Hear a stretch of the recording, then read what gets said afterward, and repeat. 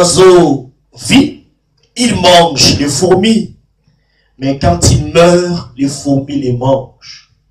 Les circonstances peuvent changer à tout moment. Ne méprise personne, ne blesse personne durant ta vie. Tu peux être puissant aujourd'hui, mais rappelle-toi, le temps est plus puissant que toi. Analyse ces petits symboles. Un arbre peut servir à fabriquer des millions d'allumettes. Mais lorsque vient le temps, une seule allumette est suffisante pour ainsi brûler toute une forêt. Alors, n'oublie pas de faire du bien autour de toi, car demain ne t'appartient pas. Shalom, bien-aimés dans le Seigneur, nous vous accueillons dans votre émission Dernier Virage. C'est mardi 20 mars 2018, comme promis, bien-aimés dans le Seigneur. Merci pour votre confiance et votre fidélité au grand roi immortel et aussi votre fidélité à votre émission. Nous continuons notre série sur la divinité de Jésus que nous avons commencé depuis maintenant un peu plus de 3 semaines. Je crois que vous serez encore nombreux aujourd'hui, bien-aimés dans le Seigneur. Vous pouvez déjà, par les bonheurs que l'Éternel continue à faire sur vous, à partager votre émission là où vous êtes. Bien-aimés dans le Seigneur, si vous avez des questions, n'hésitez surtout pas à pouvoir les communiquer, à pouvoir les transmettre sur le pas, bien-aimés dans le Seigneur, de votre écran. Nous parlons de la divinité de Jésus la semaine dernière. Nous sommes arrêtés et nous avons promis qu'effectivement à partir d'aujourd'hui, nous allons commencer à parler des preuves de la divinité de Jésus dans la parole de Dieu. Oui, je vais vous dire, bien-aimés dans le Seigneur, que je suis presque certain que tout le monde a eu affaire à ce genre de questions et de remarques. Comment sais-tu que Jésus-Christ est Dieu? Ah oui, ou dans aucun passage de la Bible, Jésus a dit aux hommes, je suis Dieu, adorez-moi. En général, bien aimé, les personnes qui posent ce genre de type de questions, qui sont des athées, des fils de Kétura, des témoins de Jéhovah, comme on a dit, des juifs, ou des gens qui ne comprennent absolument rien de la divinité de Jésus. Mais toi et moi, on commence déjà à comprendre depuis 3 semaines, bien aimé dans le Seigneur, que Jésus-Christ est réellement Dieu. Nous avons proposé la semaine dernière, bien aimé dans le Seigneur, un reportage dans lequel on a fait un test sur un morceau de tissu où il y avait le sang de Jésus.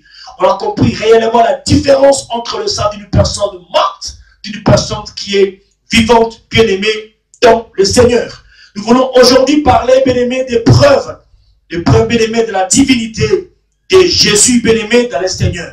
J'aimerais vous dire de prime abord, si vous prenez la parole de Dieu dans l'épître de Paul, aux Romains, au chapitre 1er, verset 3 à 4, nous voyons là, bien-aimés dans le Seigneur, que Jésus-Christ est peut-être en train de présenter Jésus-Christ comme étant l'élément prépondérant de l'évangile. Oui, nous pouvons lire ça. Romains chapitre 1er,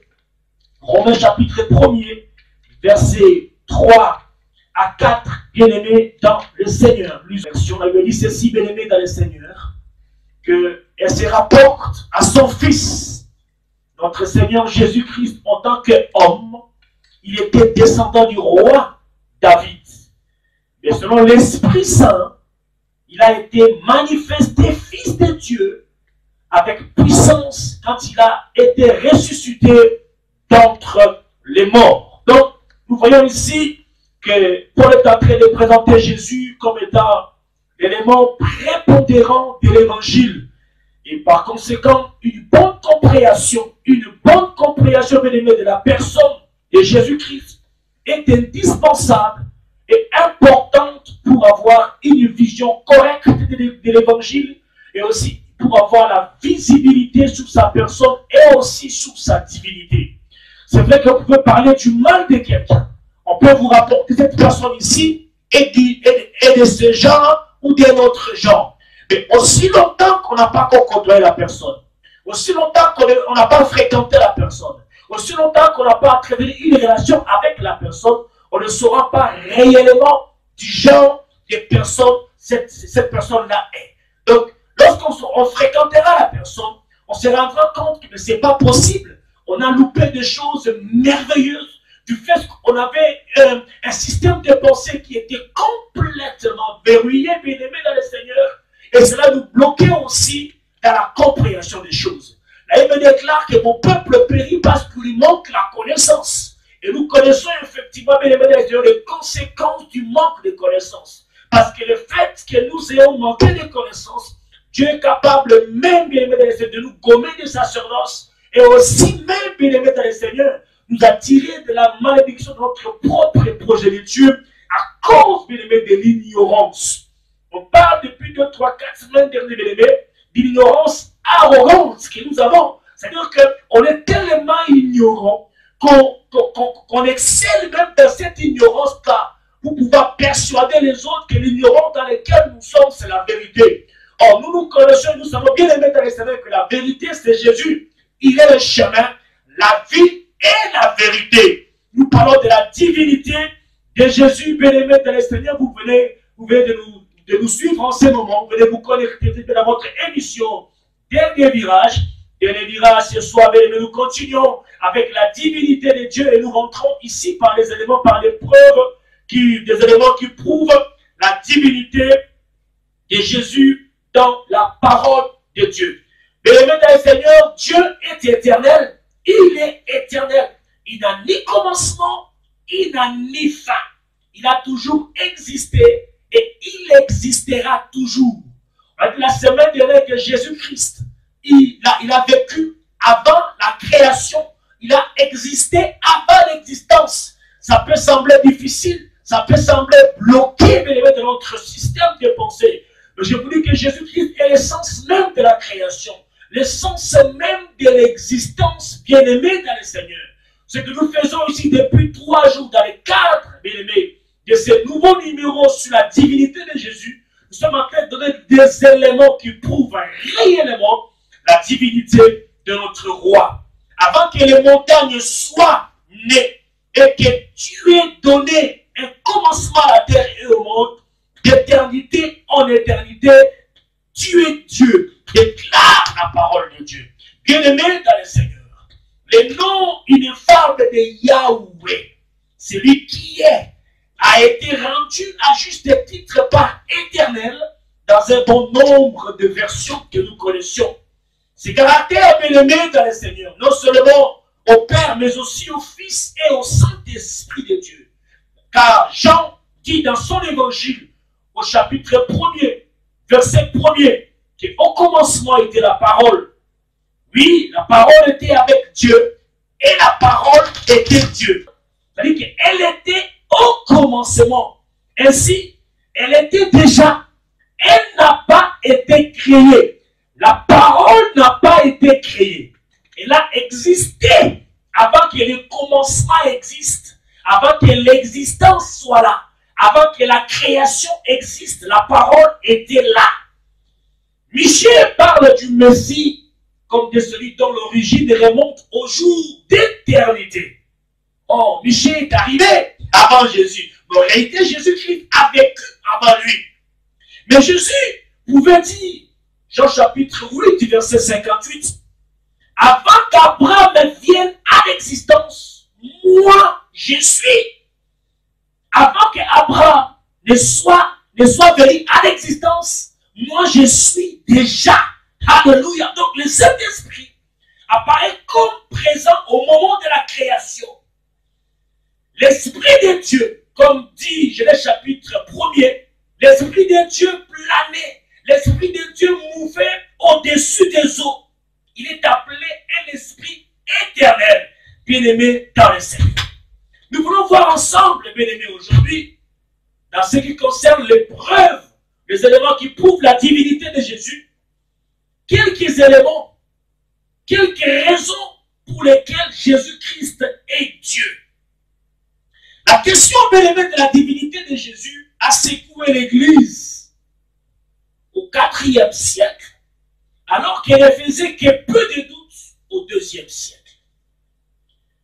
Anastase d'Alexandrie fut l'un des principaux artisans de l'affirmation de la doctrine de la Trinité et par là même de la divinité de Christ au sein de l'Église primitive. Cependant, bien que la controverse soit déjà réglée, nombreux sont ceux qui, tout bien-aimés, en affirmant confesser la foi chrétienne, continuent de penser que Jésus n'est pas Dieu. Si cela était la pensée qui a préoccupé ceux qui ont vécu au IVe siècle, c'est la même pensée qui entretient des gens aujourd'hui au XXIe siècle. Oui, ils ne croient pas à la divinité de Jésus. Quand même qui s'appelle chrétien, on peut compter dans le monde entier, on ne peut pas compter des églises dites chrétiennes. Parce que toutes les églises aujourd'hui s'appellent églises chrétiennes.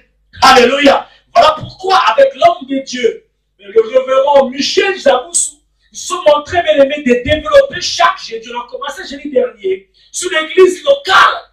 Il nous a expliqué que toutes les églises locales, elles ne sont pas églises de Christ. Elles ne sont pas églises de Jésus. Quand bien même qu'on peut s'appeler église chrétienne d'une telle ou telle autre dénomination, la chrétienté, Jésus-Christ, n'a dans cette communauté d'église qui est de nom. On ne voit pas une église réellement chrétienne. On doit la reconnaître dans le sens qu'elle dispense la sainte doctrine. On voit les doctrines de Christ. On voit la divinité de Jésus. On voit la puissance de Jésus-Christ. On voit Jésus-Christ être au-dessus de cette œuvre-là. Or, tous peuvent dire que je suis chrétien, mais en réalité, la seule personne qui peut être sûrement désireuse, qui peut être sûre réellement de son appartenance à Christ, c'est l'homme lui-même. Et on ne peut pas tromper Dieu. Et l'homme ne peut pas tromper bien-aimé dans le Seigneur notre Dieu. Car la Bible déclare, l'Esprit de Dieu, il parle et il convainc à notre esprit que nous sommes enfants de Dieu. Celui qui est appelé chrétien, c'est réellement celui qui est enfant de Dieu. Car la Bible déclare à tous ceux qui l'ont reçu, à tous ceux qui croient en son nom, en parlant de Jésus-Christ de Dieu, il leur a donné le pouvoir de devenir enfants de Dieu bien-aimés dans le Seigneur. Il n'y a que ceux-là qui laissent la porte ouverte au Messie. Comme dit Apocalypse chapitre 3, verset 20, que Jésus-Christ se tient à la porte et il frappe.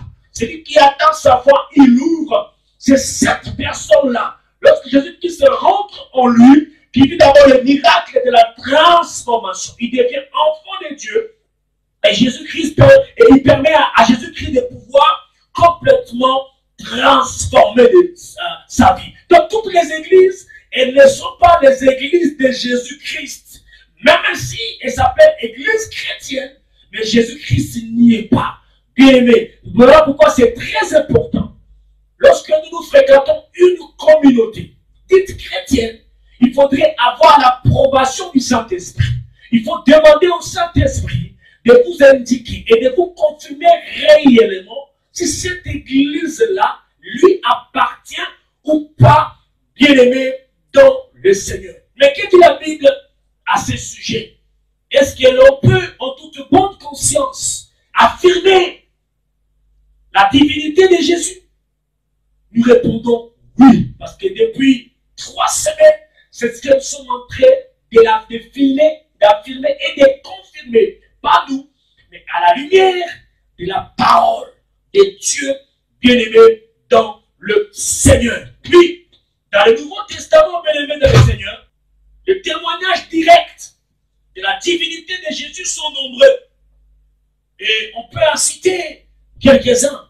Parce qu'ils sont nombreux, on ne peut pas brosser tout ça. D'abord, les principaux arguments qui nous poussent à penser à cela d'abord, c'est les témoignages directs des Écritures, et particulièrement du Nouveau Testament. Jésus lui-même, d'abord, affirme son égalité avec le Père lorsqu'il déclare « Moi et le Père, nous sommes un ». Jean chapitre 10, verset 30. Qui est celui qui peut m'aimer? S'arroger les prérogatives, le courage et l'audace d'affirmer haut et fort que moi et le Père nous sommes un. Si ce n'est que cette personne-là est Dieu lui-même. Bishop Michel nous a dit jeudi dernier, la semaine dernière, que Jésus-Christ est 100% homme, il est 100% Dieu. Oui, l'affirmation de sa divinité, bien-aimé, ne fait aucun doute. Comme le prouve la réaction des Juifs, parce qu'ils réagissent quand il dit, comment est-ce que toi, un homme, on connaît ton père, fils de Joseph, fils de Marie, comment peux-tu dire que toi et le père, vous êtes égaux? Et les Juifs qui l'entouraient étaient prêts à les lapider. Alléluia! S'il n'était pas Dieu, s'il était seulement un homme, ou alors qu'il faisait ses comédies, mais comment est-ce que les Juifs, ses frères qui étaient à côté de lui, pouvaient se lever pour aller lapider Jésus? Parce que pour eux, c'était un blasphème impardonnable, qu'un homme de même nature que eux, ce qu'ils croyaient, pouvait déclarer et confirmer qu'il était l'égal de Dieu. Mais en réalité, ils ne connaissaient pas Jésus-Christ. Un homme né d'une femme, mais d'une nature autre. Il est 100% homme, 100% Dieu.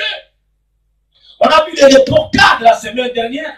On a vu que Jésus-Christ est né avec 24 chromosomes bien-aimés dans le Seigneur. Il en a reçu 23 de sa mère, X, et un chromosome Y venant de son père et venant d'une souche inconnue. Alors que l'homme de nature doit avoir 46 chromosomes pour vivre et se développer. Naturellement, c'est le chromosome qui vient du côté de père qui détermine ainsi le sexe de l'enfant. Le pasteur Robian nous a dit que l'enfant doit recevoir 23 autosomes de sa mère et aussi de son père pour pouvoir déterminer son sexe. Donc, réellement, Jésus ne pouvait pas se développer en tant qu'homme bien-aimé dans le Seigneur. Il est Dieu. Il a prouvé par plusieurs opportunités. Et jusqu'au jour d'aujourd'hui, Jésus-Christ est en train de démontrer qu'il est Dieu. Il est sorti du tombeau libre et vainqueur le troisième jour par une puissance extraordinaire qu'il a dégainée pour montrer qu'il est Dieu. Les pierres qui ont servi à refermer la grotte où son corps a été déposé. Le troisième jour, ces pierres qui sont créatures de Jésus ont reconnu en Jésus créateur. Et la Bible déclare qu'au nom de Jésus, tous genou fléchissent. La pierre a fléchi. Les soldats qui étaient de facto à la garde, qui surveillaient la grotte pour que, soi-disant, ses disciples ne viennent pas enlever son corps. Et aussi, ils ont fléchi les genoux devant le Créateur, incréé. Jésus-Christ est Dieu, bien-aimé dans le Seigneur. Jésus ne cherchait pas à corriger cette affirmation dans la suite du récit. Parce que lorsqu'il dit que moi et le Père, nous sommes un, nous sommes dans Jean chapitre 10, verset 30, il affirme, on cherche à les lapider, il ne s'explique pas. Qui est celui qui est sûr de sa destinée, qui est sûr de la continuation des Écritures et qui est capable, bien-aimé, de garder la stabilité, de garder ainsi sa confession, bien-aimé, dans le Seigneur. Aujourd'hui, on se rend compte, bien-aimé, on peut attester que nous sommes fils de Dieu et que nous sommes chrétiens, mais devant les difficultés, nous sommes prêts, bien-aimés, à faire comme tout le monde. On est prêt à faire comme tout le monde, bien-aimé, dans le Seigneur. Regardez même l'image de Pierre. Oui, Jésus a dit Pierre, ce matin, le coq n'aura même pas encore chanté, mais que tu me régneras 3 fois. Ça, c'est la nature humaine devant les difficultés, devant les problèmes. Comment réagis-tu, bien-aimé, dans le Seigneur? La plupart des cas, on a tendance à pouvoir discuter avec notre problème. On a tendance à pouvoir parler de notre problème que de parler au problème. On parle beaucoup plus de notre problème au lieu de parler au problème parce que ça fera partie de notre enseignement. Parce que nous avons en Jésus-Christ des pouvoirs légaux d'user des son nom afin de parler à toutes les situations qui se présentent par devant nous. Bien-aimés dans le Seigneur, personne, même Jésus n'a pas contredit ce que lui-même a dit. Donc cela veut dire que Jésus-Christ est Dieu. Lorsque Jésus revendique les titres des fils de Dieu, Les Juifs comprenaient très bien que ce que cela signifiait. Les Juifs cherchaient encore plus à les faire mourir. Parce que dans leur entendement, dire que je suis fils de Dieu. Ce qui va dire je suis égal à Dieu, cela veut dire que je suis Dieu. Ah! Et là, ils cherchaient encore le moyen de les condamner. On l'a dit la semaine dernière, et je le répète encore aujourd'hui. Jésus-Christ n'a pas été envoyé à la croix parce qu'il a guéri les gens le jour de sabbat. C'était condamné. Pourquoi? Parce que lorsqu'il guérissait les gens le jour de sabbat, les gens les regardaient pour pouvoir les condamner. Il leur a posé la question, est-il permis de sauver quelqu'un ou de guérir quelqu'un le jour de sabbat ou de le laisser mourir? Il n'y avait aucune réponse. Mais lorsqu'il dit que je suis fils de Dieu, de partout je suis Dieu, là, bien aimé, ça bloque. Ça bloque. C'est l'élément moteur, bien aimé, qui a ramené le sauveur de gloire à la croix, bien aimé, dans le Seigneur. Ils ont cherché à le tuer parce qu'il se faisait lui-même, bien aimé, dans le Seigneur, l'égal de Dieu. Bien aimé, Dieu est éternel. Nous avons dit, il n'a ni commencement et il n'a ni fin. Notre Dieu et notre roi bien-aimé dans le Seigneur. Le témoignage bien-aimé des disciples est également particulièrement explicite. Vous pouvez déjà partager votre émission là où vous êtes bien-aimé. Nous parlons de la divinité de Jésus et les preuves de sa divinité bien-aimé dans le Seigneur. Je disais bien-aimé que le témoignage de ses disciples est également explicite et plausible. Paul par exemple parle de notre Dieu et sauveur, Jésus-Christ. Paul, est-ce que vous pouvez imaginer qu'un homme comme Paul, un persécuteur, un meurtrier, un assassin, qui doit finir par dire que notre Seigneur est notre Dieu Jésus-Christ. Et même les apôtres, ils ont eu du mal, bien aimé dans le Seigneur, à croire que Paul était aussi l'un de leurs. Parce qu'ils ont vu Paul mélanger ainsi son vote, mélanger ainsi, bien aimé, sa foi pour le meurtre des tiens. Paul allait à Damas pour aller persécuter les chrétiens. S'il était arrivé à sa fin, c'est sûr et certain, ça aurait dû être, bien aimé dans le Seigneur, le plus grand hécatombe et le plus grand génocide jamais vu. Il n'avait pas la peur quand il le faisait, parce qu'il était animé par un esprit qui le poussait à persécuter, à tuer. Aujourd'hui, bien aimé, on n'a pas la souffrance. On ne souffre pas à cause de l'évangile.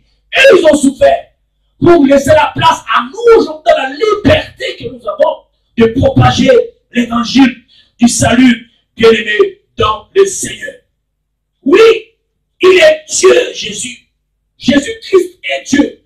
La preuve de sa divinité, bien aimé, ne fait l'ombre de qu'un doute. Nous parlons des éléments de l'écriture. Tu te dis chrétien, ce sont des choses que tu connais. Mais tu es tellement volé, bien-aimé, tu n'arrives pas à croire à cela. Mais la pensée de Dieu est que, bien-aimé, en ce temps de la fin où Christ revient bientôt, notre émission, c'est dernier virage. Dernier virage, bien-aimé, c'est pour vous dire que, bien-aimé, Jésus-Christ revient bientôt. Et très bientôt, pour chercher son église, bien-aimé, dans le Seigneur. Et notre exemple, Jean introduit son évangile en affirmant l'égalité de la parole avec Dieu. Ah! Jean est en train d'affirmer l'égalité de Dieu avec la parole.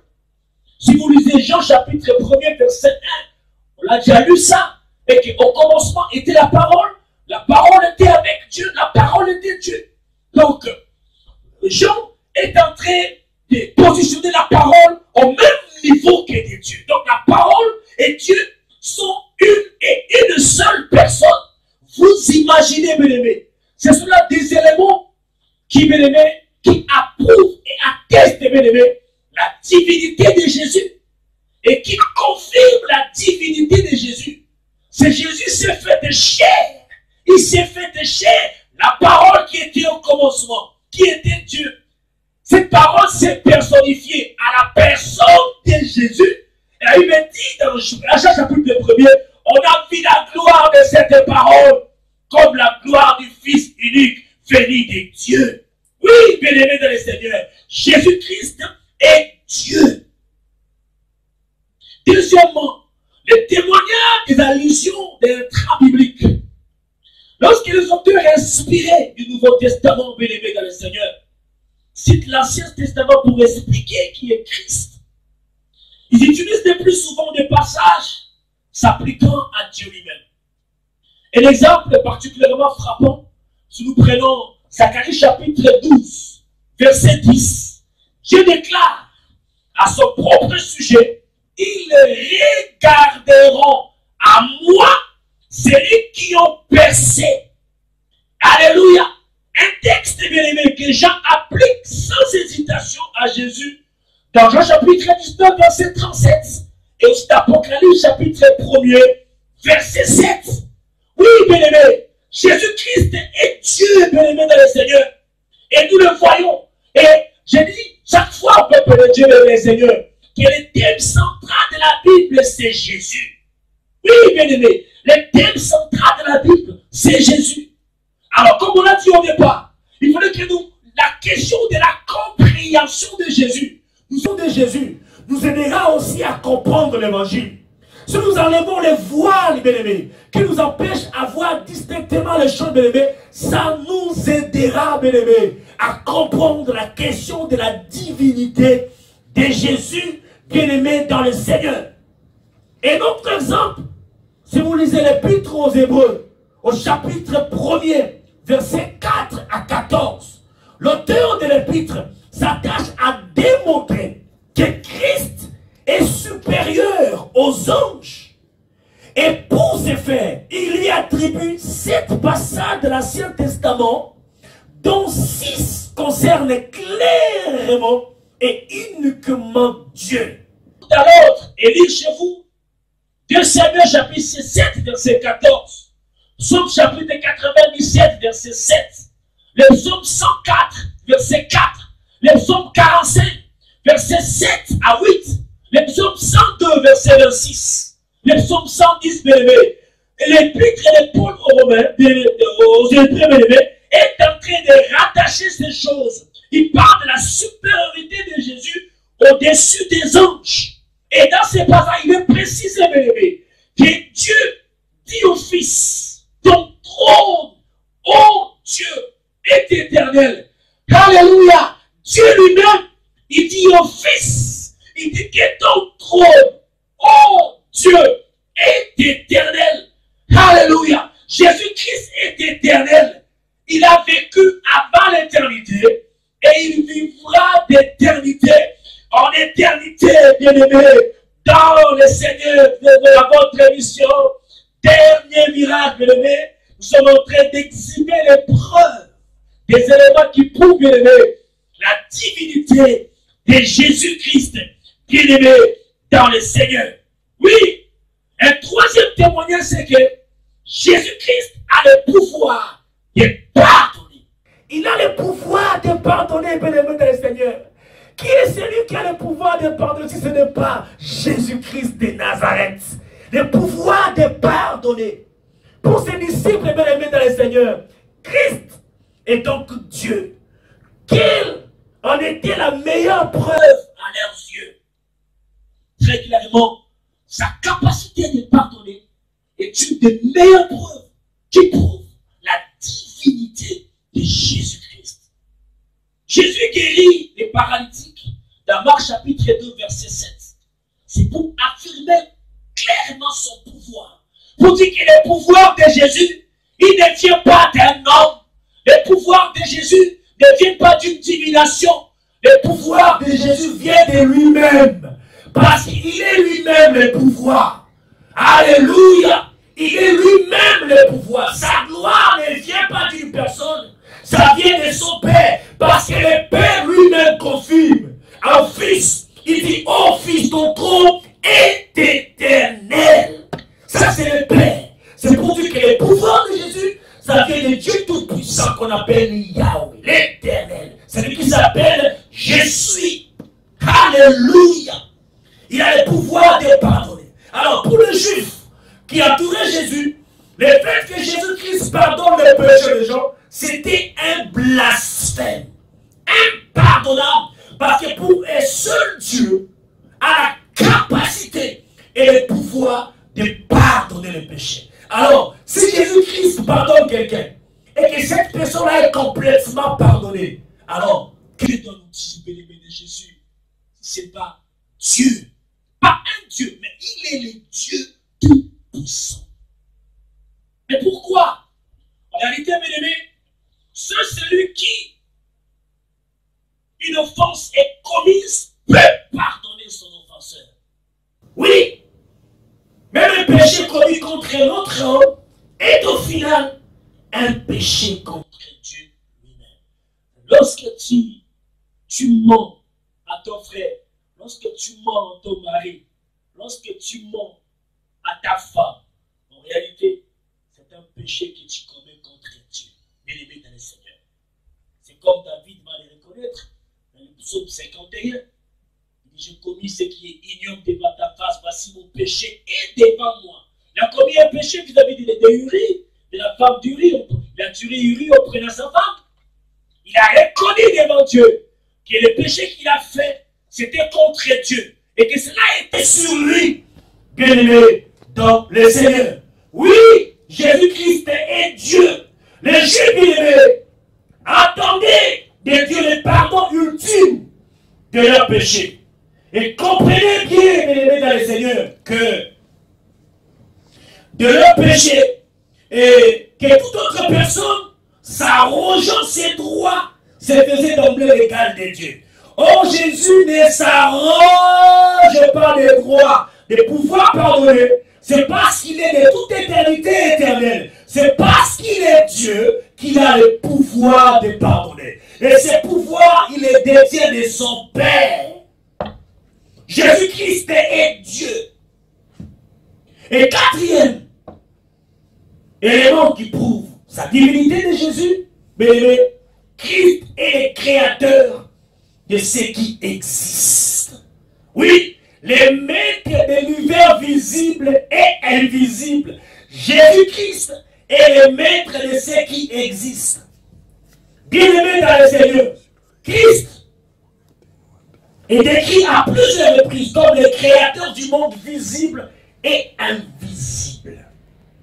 Colossiens chapitre 1er, verset 16. Bien-aimé, il est le créateur du monde visible et invisible. Les Écritures affirment et confirment à de multiples reprises que Dieu est le créateur de tout ce qui existe. Bien-aimé, c'est qui est un argument qu'Ésaïe utilise pour démontrer que l'Éternel est le seul Dieu.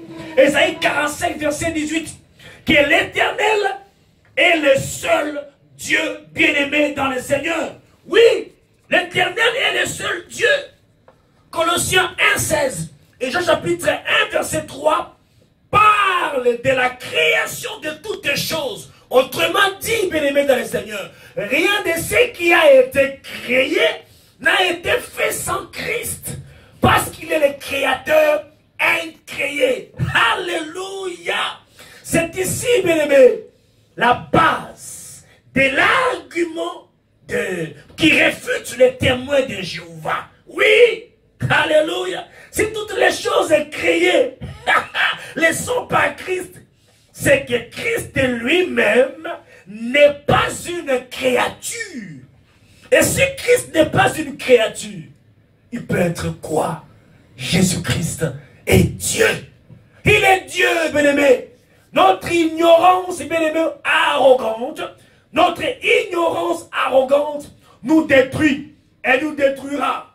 Elle nous ramènera dans la fossée. Et personne ne nous sortira. À cause de cette ignorance arrogante, bien-aimé, on s'étend de la fin.